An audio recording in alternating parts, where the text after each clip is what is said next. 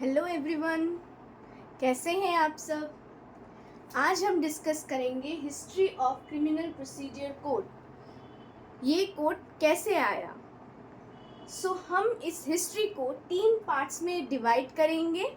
पहला पार्ट है before British rule, फिर दूसरा पार्ट है ड्यूरिंग ब्रिटिश रूल एंड तीसरा पार्ट है आफ्टर ब्रिटिश रूल।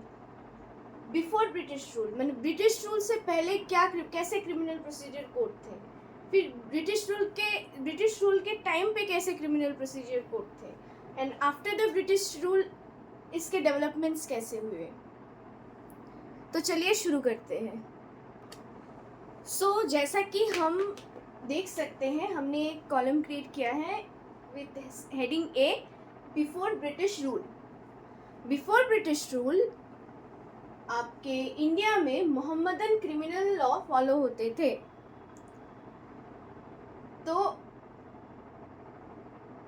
सारे जो प्रोविंसेस थे उसमें मोहम्मदन क्रिमिनल लॉ फॉलो हुआ करते थे।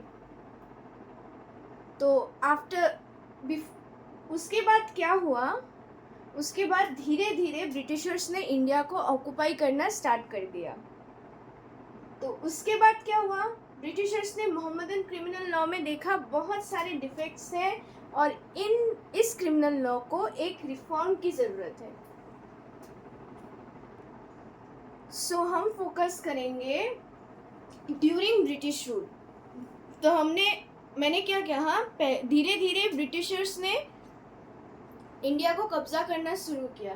तो जब ब्रिटिशर्स इंडिया में आए तो डिफरेंट प्रोविंस प्रेसिडेंसी टाउन्स हो, जैसे कि बॉम्बे, मद्रास, कलकत्ता, ये प्रेसिडेंसी टाउन्स थे। और प्रोविंसेस जो अलग अलग प्रिंसली स्टेट्स थे उसमें सेपरेट एक्ट्स लागू था, यानी कि पूरा सिस्टम स्कैटर्ड था, कोई यूनिफॉर्म लॉ नहीं था। तो इससे ब्रिटिशर्स को काफ़ी ज़्यादा दिक्कत हो रही थी। ठीक है, फिर 1773 में क्या हुआ, रेगुलेटिंग एक्ट पास किया गया। इसका रिजल्ट क्या हुआ, रेगुलेटिंग एक्ट पास करने के बाद formation of supreme court at Calcutta. ठीक है, तो वहाँ कौन से लॉस फॉर्म होते थे, वहाँ फॉलो किए जाते थे, इंग्लिश लॉ फॉलो किए जाते थे वहाँ, इंग्लिश लॉ। पर वहाँ भी lack of equity and good conscience था।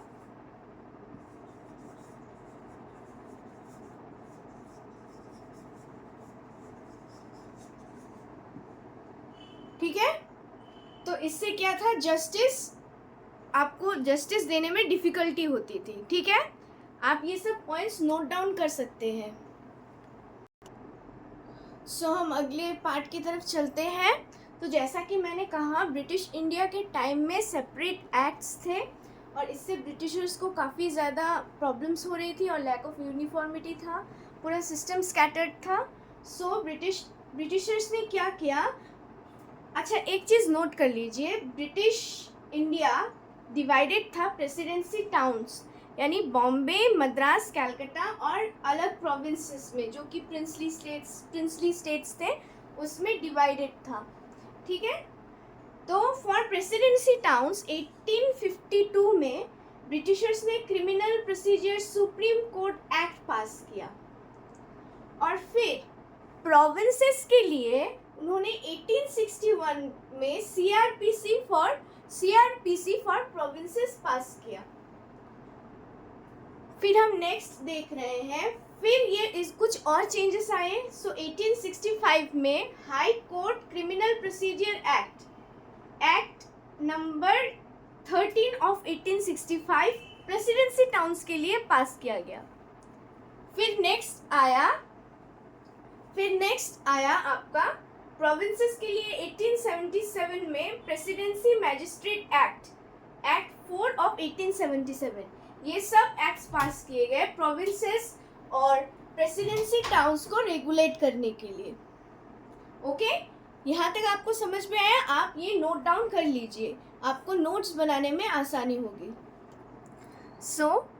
नेक्स्ट पार्ट में हम देख सकते हैं, अच्छा जब ये सब एक्ट्स चेंजेस किए जा रहे थे, एक्ट्स में चेंजेस किए जा रहे थे, तब 1854 में एक ड्राफ्ट क्रिमिनल प्रोसीजर कोड, ये एक draft legislative council of governor के वहाँ पे प्रेजेंट किया गया था और इसको अच्छे से एग्जामिन किया गया था। एंड फाइनली 1882 में एक्ट नंबर 10 ऑफ 1882 जो कि क्रिमिनल प्रोसीजर कोड था, वो पास किया गया था। ये एक ऐसा कोड था जिसमें सारे जितने भी प्रीवियस एक्ट्स मैंने मेंशन किए थे 3-4, वो सारे एक सिंगल कोड में फॉर्मुलेट किया गया था और वो फॉलो होता था आपके presidency towns and mofussil codes में। ठीक है, ये एक्ट नंबर 10 ऑफ 1882 जो एक सिंगल क्रिमिनल प्रोसीजर कोड था, ये कोड फॉलो किया जा रहा था पूरे ब्रिटिश इंडिया में, both in presidency towns and mofussil courts. ठीक है, यहाँ तक आपको समझ में आया? If you have any questions and doubts and problems in my teaching style, please comment में ज़रूर बताइए। I am very new to teaching.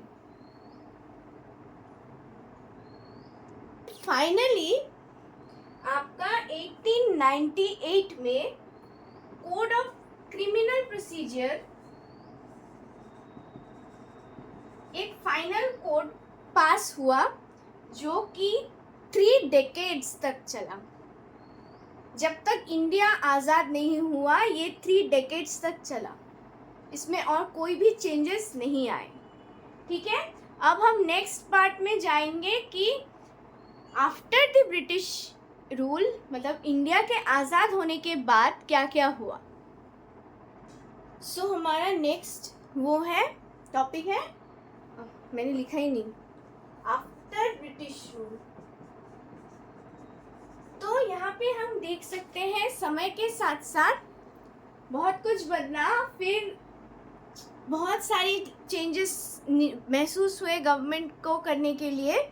So government of India ने 1955 में लॉ कमीशन को कहा, आस्क्ड द लॉ कमीशन कि examine करिए CRPC 1898 को, और लॉ कमीशन ने एग्जामिन करके 1958 को रिपोर्ट सबमिट किया। यहाँ हम देख रहे हैं 1955 में लॉ कमीशन को कहा गया था कि एग्जामिन करिए, अब बड़ा एक्ट है, टाइम तो लगता ही है। फिर 1958 को रिपोर्ट सबमिट हुआ। ठीक है, नेक्स्ट लॉ कमीशन ने और बहुत सारी रिपोर्ट सबमिट किए 1963 से 1968 तक, 32nd, 33rd, 35th, 36th report, and finally 19 फरवरी 1968 में 37th रिपोर्ट सबमिट किया, जिसमें डिटेल एग्जामिनेशन था आपका CRPC section 1 to 176। And finally 41st report के आने के बाद CRPC को ड्राफ्ट किया गया और इसे राज्यसभा में 10th दिसंबर 1970 में इंट्रोड्यूस किया गया राज्यसभा में, और फाइनली ये बिल 1 अप्रैल 1974 को लागू हुआ। ठीक है,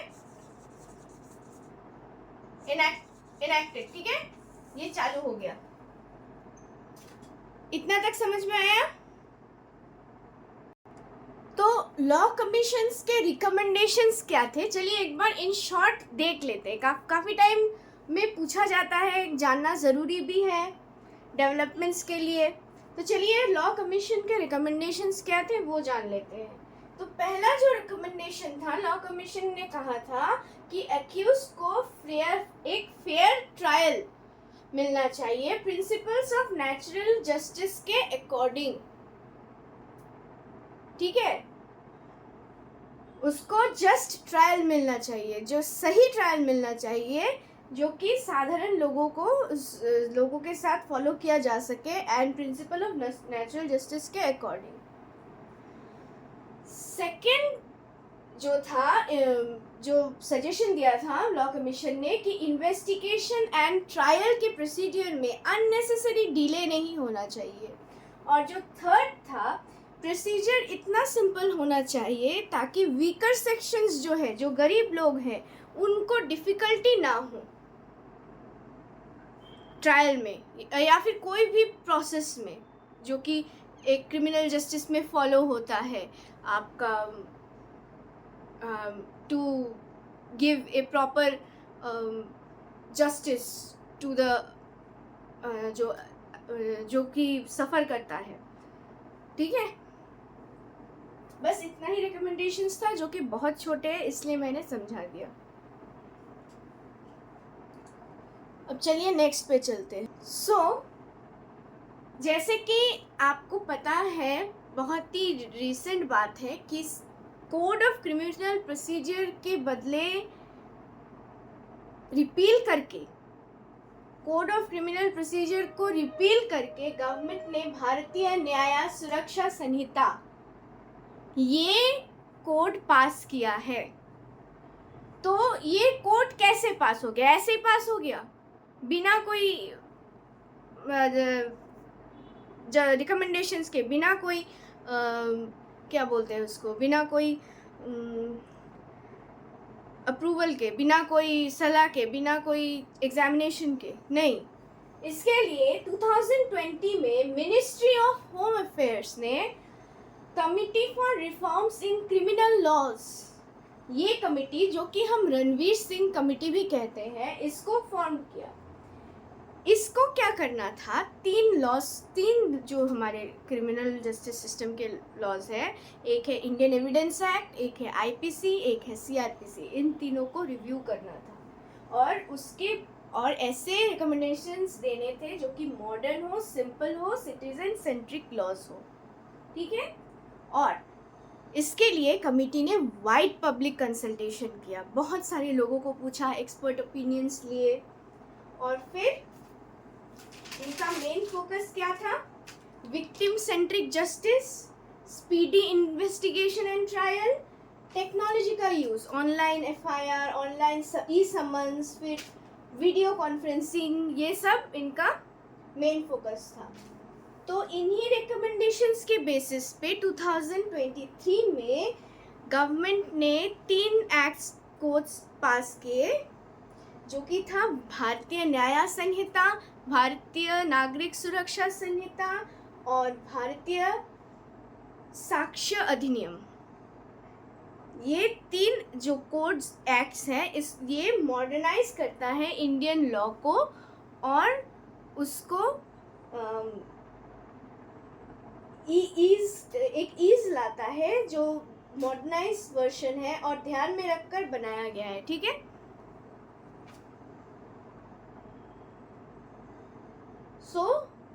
ये था, हम यहाँ तक था हमारा सीआरपीसी का एक हिस्टोरिकल डेवलपमेंट। मेरे बस में जितना था, मुझसे जितना हो सका, मैंने आपको उतना ही समझाया।